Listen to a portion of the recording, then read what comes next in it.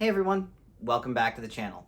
I'm Alexis, and it's time for episode 5 of Ask a Trans Woman. Lindsay, take it away. Alright, let's start off with something fun. Last week, you did a secret Disneybound. I did. So someone asked you in the comments, do you Disneybound often? And can we see other examples? Sadly, I do not Disneybound often. However, I want to. It is a thing that I want to be doing more often. It was more of kind of a spur of the moment thing that I realized, oh, if I pair my headband with this shirt, I'm giving Gus Gus vibes. Which, by the way, that was the character. It was Gus Gus. So, of course, I'm going to go with a Cinderella character for my first Disneybound. Of course. So, it is something that I'd like to do more frequently. I guess you could consider, on my Instagram, I have a reel where I'm joking about using the bathroom at Disney. And in that reel, you can see the dress that I'm wearing. I consider it like a casual Cinderella dress. So in that sense, yes, I do. If I'm going to dress up, I tend to wear the blues of Cinderella, especially if I know we're going to do something Cinderella themed. But otherwise, it's not that thought out, but it is something I want to start doing, and it will probably be a feature of my Instagram very soon. I was typing up the questions and I saw this one and I really started thinking about it and I was like, wait a minute. Wait a minute. Who would win in a fight between the Scarlet Witch and Darth Vader? It's a very simple answer. It's Scarlet Witch. She can alter reality. Darth Vader has the Force, but he can't alter reality. If you watch the very small sequence that is in Endgame between the Scarlet Witch and Thanos, it's not even like remotely a fight. She is an Omega level mutant. I don't know if we consider her a mutant. Make up your damn mind, Marvel. But she is Omega level power. Like I think the only force in the Marvel universe that could really take her out is probably the Phoenix, and even that's kind of like, so yeah, Vader doesn't stand a chance. He just doesn't. No, he's very powerful, but she can alter reality. Mm-hmm. So, sorry, Darth Vader. All right. On that note, who is your favorite Star Wars character? Okay, my favorite Star Wars character it's the kind of thing that for the longest time it was very simple. It was Luke. There weren't a lot of characters back then, at least because I wasn't big into the EU and all of that, but I love Luke Skywalker. Over time, especially like once I really dug into the Clone Wars, I fell in love with Ahsoka, like a lot of people did. I was not one of the people that hated her right away. I was like, oh, this is different, but pretty quickly I warmed up to her. But as like newer media has come out, like I still absolutely love Ahsoka. I'm a huge fan of Rebels in general, particularly Kanan and Hera. But I'm tempted at least for right now. And it's hard to pick one particular character. It's more of the group of characters. So much so that I got a tattoo. I'd have to go with the Bad Batch.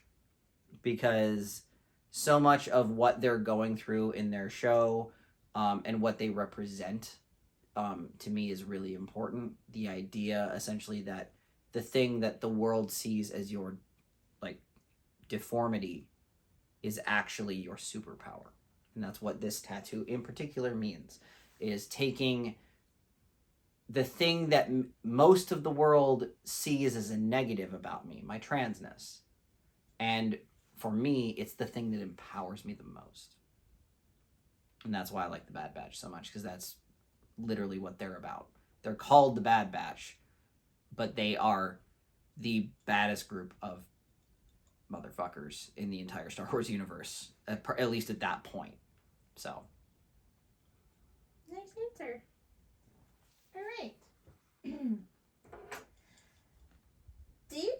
want to transition or did you fight it? So I remember this question in the comments of the last video, and which, by the way, if you have a question for next week, drop it in the comments. We love getting questions that way. It is our favorite way to get questions. So please drop those questions in the comments below. So did I want to transition or did I fight it? And what I would say is the first time around, because as I've mentioned before, this is not my first rodeo when it comes to transitioning. So the first time I came out, I actually came out as non-binary and talked about how I wasn't going to transition.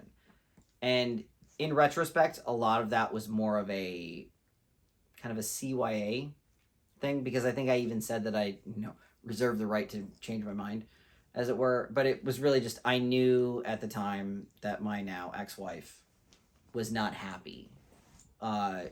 Like, she had told me she accepted me and that she supported me, but I very quickly learned that that was not the case. And so I think I just had the feeling that it wasn't going to work out.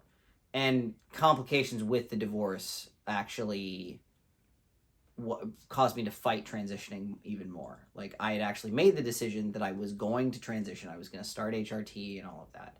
I had made the doctor's appointments. So I'd even gone as far as to begin the coming out process at work. But the complications of the divorce just made it worse. I got to the point where I didn't feel like things were going to go well if we had to go back to court with some of the stuff that had been going on. And I didn't want it to be used against me, because she'd already tried a little bit in mediation and such. So it wasn't the kind of thing I was like, oh yeah, I should totally do this. I wanted my divorce to be finalized. The problem is that process took a lot longer than I expected. And so I kind of had to shove it all down and just try to convince myself that maybe this was just my way of coping with a lot that was going on in my life at the time. And that I was happy as a cis-identifying, mostly straight guy. Yeah, that didn't last, clearly. So once I had accepted myself, like really accepted myself as a trans woman, things went pretty fast. Like, it went from a conversation with my wife about like, well, maybe we could like play around with gender presentation every once in a while. Wouldn't that be fun?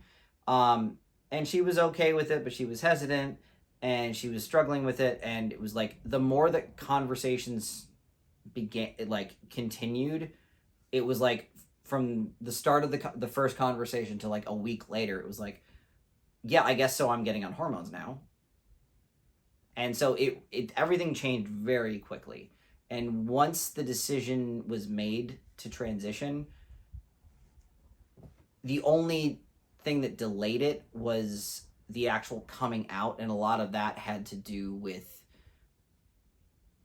understanding the consequences of my repaired at that point relationship with my ex-wife, because we had become friends and like we had built this kind of extended family with, my biological daughter with my ex-wife, her kids with her new husband, both stepkids and the child they had together, along with my stepdaughters.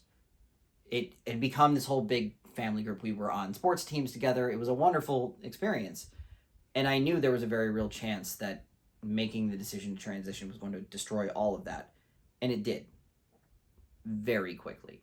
Like that first conversation. And it's really not gotten much better since. There's less animosity, like direct animosity, but it hasn't, we're not friends. So yeah, I fought it initially because I knew that was coming. But overall, once I made the decision to transition and go forward with it, absolutely, I was gung-ho. So I think if I hadn't had to deal with that the first time around, if I wasn't in the middle of my divorce, where I knew it was going to get nasty, or if my kids had been older, like if my daughter had been older, where I was less concerned about losing access to her, or at least the limited access I already had, I think I probably would have transitioned the first time around, like, fully. But to be honest with you, I'm glad I didn't, because if I didn't, I never would have met Lindsay, and I wouldn't have this beautiful life that I have now. And I would have a different name.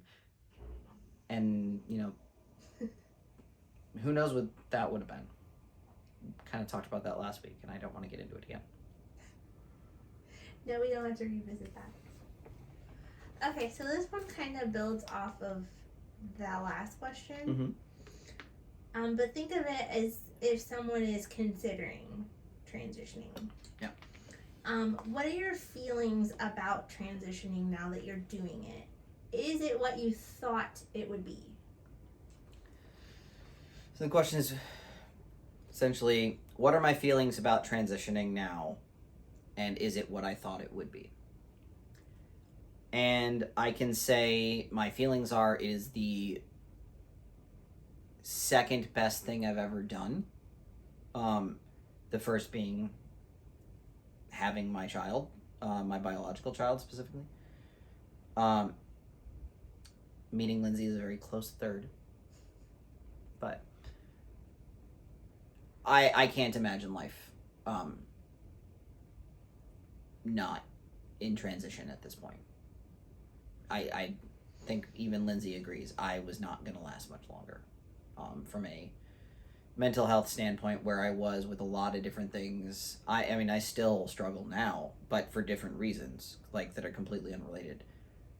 And honestly, a lot of those reasons were a thing back then. So you add my already crippling depression on top of all of the gender dysphoria and feeling hopeless and trapped. I wasn't going to make it. As far as, is it what I thought it would be? Mostly. I think, because I'm just under 15 months in. I thought some things would be different. I thought I would have longer hair, but that's also largely a function of some poor choices that I made very early on in my transition. Not just cutting my hair super short to have, like, a clean slate, but more so, like, certain hair care products that I was using that I didn't realize it was causing my hair to fall out. Or really to get pulled out when I was, like, combing and brushing. So my hair would be much longer at this point, because I had some sections that were actually almost down to my chin. They'd actually probably be below my chin at this point. That was disappointing. I'd hoped for a larger chest at this point. I had hoped for a more defined set of curves, but a lot of that is just it also just comes down to dietary choices, genetics that I can't control, obviously. So I'm still very happy with my progress and how my body has changed. A lot of the things that I'm unhappy about are largely self-inflicted. I should be eating better. I really should be exercising more. But that's not a result of my transition. So very much overall, I would definitely say I recommend it. If you are a person that is considering transition, obviously, there's a lot of back and forth about, the gatekeeping that happens within the mental health community as it relates to trans people. I agree that it's a problem. But talking to a therapist once or twice about how you feel and, taking the time to figure out your gender is not a bad thing. Like, it's not the kind of thing you want to rush into. And I'm watching a friend go through it now. They were a bit back and forth, and I'm actually not 100% sure where they've landed, if they've landed yet at all. So understanding that this is a process is really important. So make sure you keep that in mind if you are considering transitioning. There's no shame in taking your time, because you don't want to make a decision you'll regret. Who is faster, the Flash or Quicksilver? Real big change in direction here. Who's faster, the Flash or Quicksilver? The Flash. They actually did a comic about this. It was kind of weird. There was this weird situation where somehow, and DC was okay with it. Like, they did this thing where, like, the Flash, but he wasn't really the Flash, but it was pretty obvious it was the Flash. Barry Allen ended up in the Marvel Universe, like, through some weird time Speed Force thing. And he didn't race Quicksilver, he actually raced Makari from the Eternals. And he wiped the floor with her. And Makari's faster than Quicksilver. So, it wasn't even close. They call Barry Allen the fastest man alive for a reason, because he is, in any universe. So there you go. Huh, okay. Good to know. Who is your favorite X-Men character? Oh, the comics questions tonight. My favorite X-Men character. Growing up, it's a very simple answer. Nightcrawler. Just the blue guy that can teleport everywhere. That to me was just awesome. As far as modern day X-Men, honestly, it's been so my X-Men knowledge is so limited at this point that, like, really my best frame of reference is the movies, some of which are not great. So I wouldn't really say I have a favorite. I just don't know. I don't read X-Men on a regular basis. I probably should. It's so heavy a lot of the time that I struggle with it, like the few times I have tried to read it. I know the last X-Men run that I dug into was the all-new X-Men Bendis run, where he was bringing back the original team, like literally the original team, like time jumping them, and it eventually led to Iceman revealing that he was gay, and really figuring it out and all of that. That was a very interesting story, and the whole Jean Grey situation. It's such a loaded group of characters. It's really hard for me to pick one, but just overall, I will say overall look and just kind of fun aspects.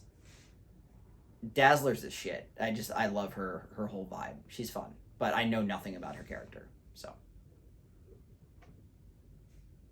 Okay. I already think I know the answer to this question, but I will ask anyway. Are you a Star Trek fan? And if so, who's your favorite character and series?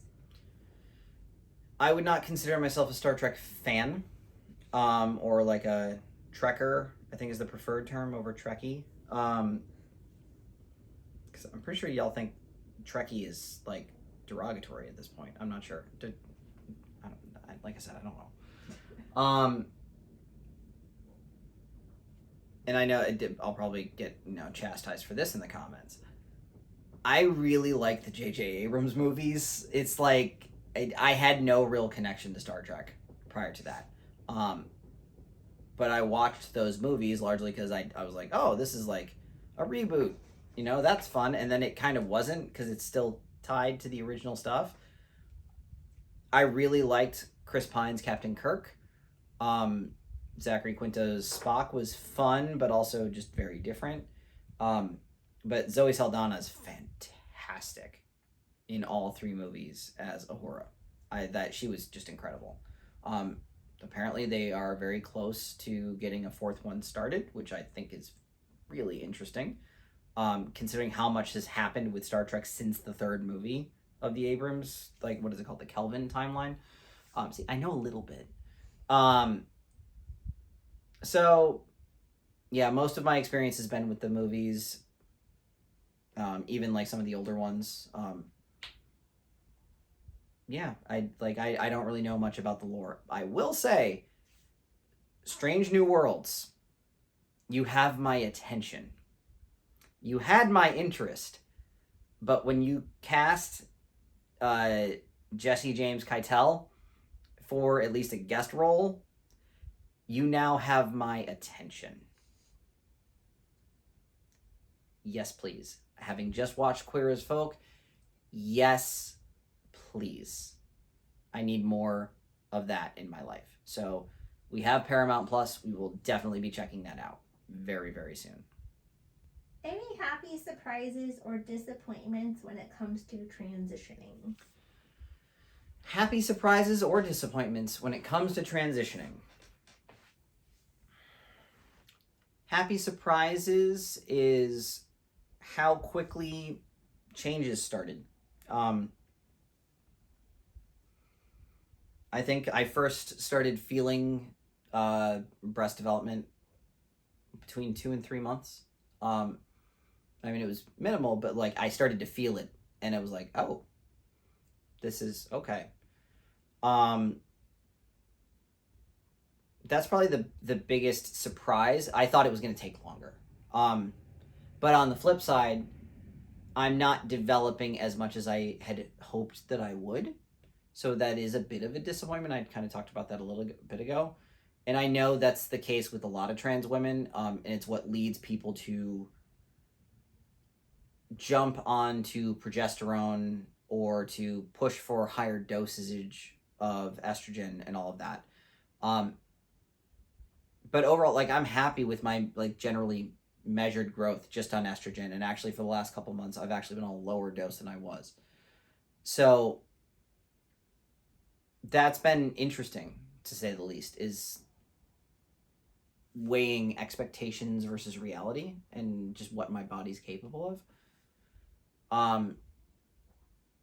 And it was both happy surprises and disappointments, right? Mm-hmm. Okay, so I'd already kind of covered the disappointments, but given what I've been going through today as we film this, we're filming this on a Tuesday, the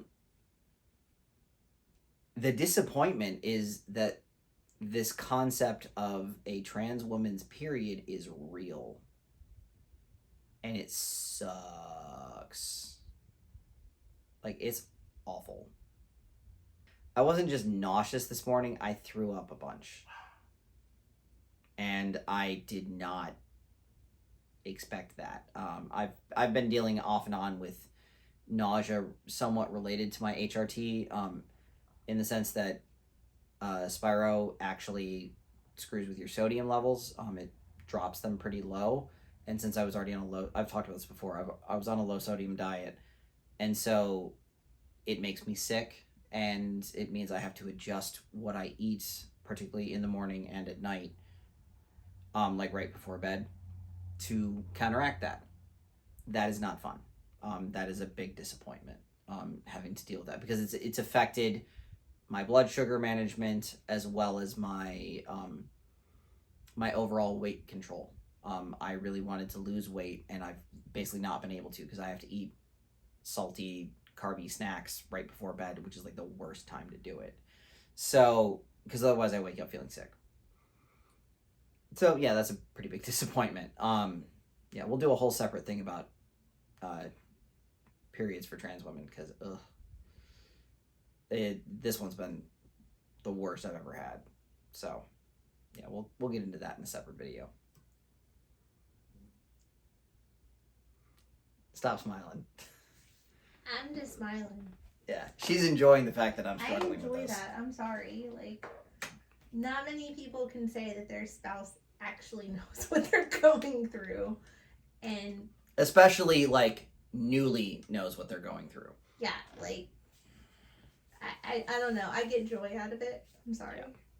Anyway, I'm putting her on camera for that later when we do that video. Speaking of spouses, I thought this would be a good question. We're in the bonus round, by the way. Oh, bonus time. What advice would you give to someone who wants to come out to their spouse? Oh. Just hit me right in the feels, huh? I gotta answer this in front of her? Alright, so what advice would I give to someone that is going to come out to their spouse? And I can honestly say I've got probably more experience with this than most, having done it twice. More than anything else, rip the Band-Aid off.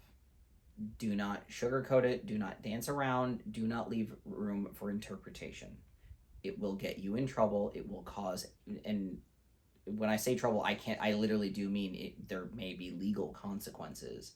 Not that you'll get arrested yet. Who knows with the way the laws are going. But, it impacted my divorce the first time around, ultimately.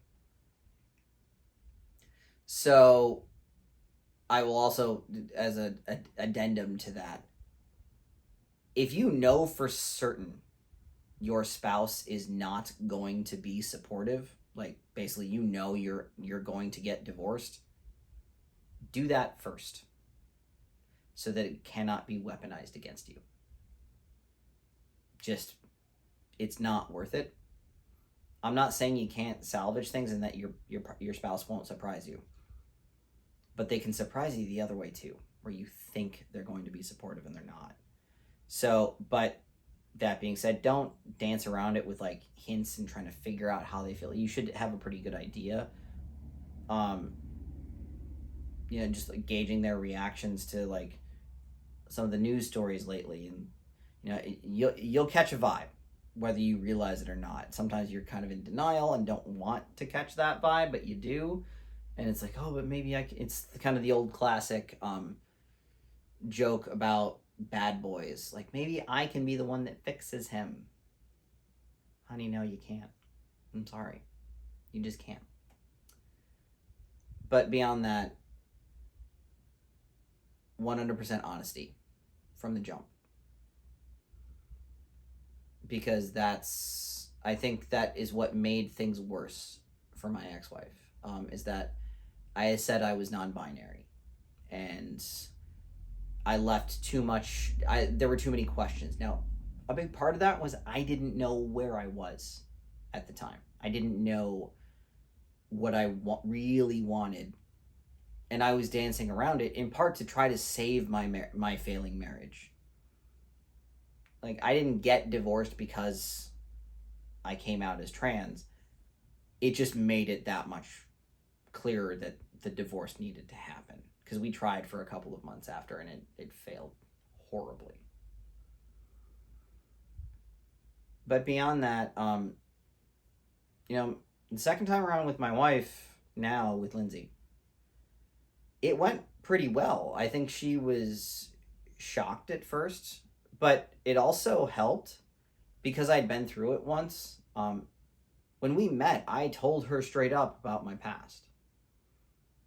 I also told her, which I thought was true at the time, that was in the past.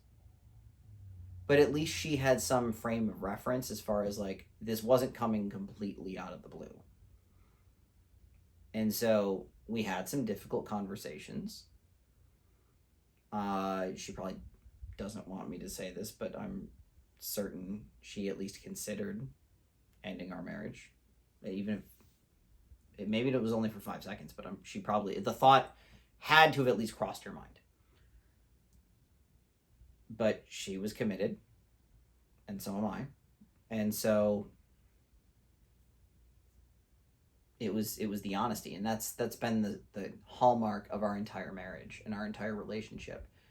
We had set, having both been through difficult divorces, we have a rule in our marriage that dates back to I want to say like the first week or two of our relationship, that no matter what, no matter how hard, you tell the other person what's going on. No judgment, just you. Everything is out in the open. And that's allowed us to have difficult conversations without the threat of grave consequences. And so you need to have a solid base of communication before you can have this conversation. Because otherwise it's not going to go well. Even if it may end up well down the road, it will be very painful. It's going to be a painful experience no matter what. understand that if your spouse has no idea, this is going to hit them like a Mack truck, and you will need to give them space to process it, as hard as that is. I didn't do that well with it either time, but especially, honestly, I'd say I did it better with my ex-wife than I did with Lindsay.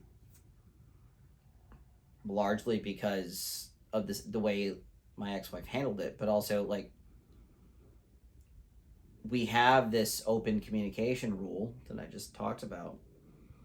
And so it was frustrating to give Lindsay the time because she wasn't communicating to me right away. And I don't deal well with unanswered questions. So, just understand that this is a process for them too. And you'll have you'll catch that vibe, even in their initial reaction. So, just keep an open mind, be patient, but just above all else, communicate your feelings clearly, succinctly, and do not leave room for interpretation, because especially for someone that is not as supportive, maybe they want to be supportive, but like think that there's a way that maybe they can change your mind. If you leave that door open, they will barge through it and grab on to whatever tiny last shred of hope remains. And it could ultimately be the thing that unravels everything. So keep that in mind. Do not leave. I'm not saying you can't answer questions or anything, but don't leave things open to interpretation. You need to be very clear about how you feel and what your expectations are, because otherwise everything will blow up. And it's the now legal doctrine of the Miranda rights. Anything you say can and will be used against you.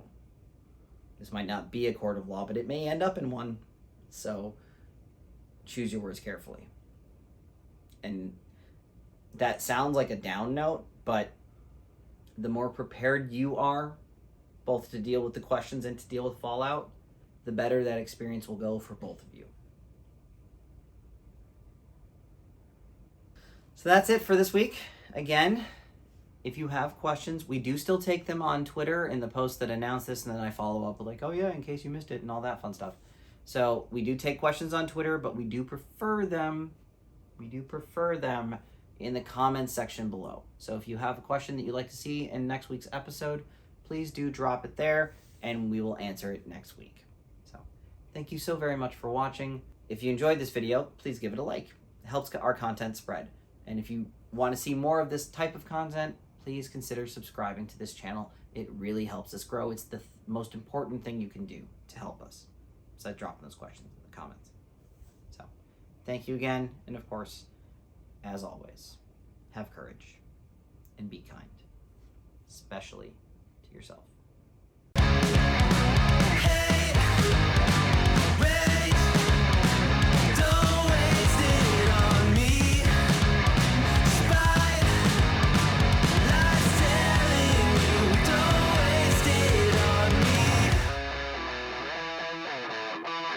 Did I brush you off?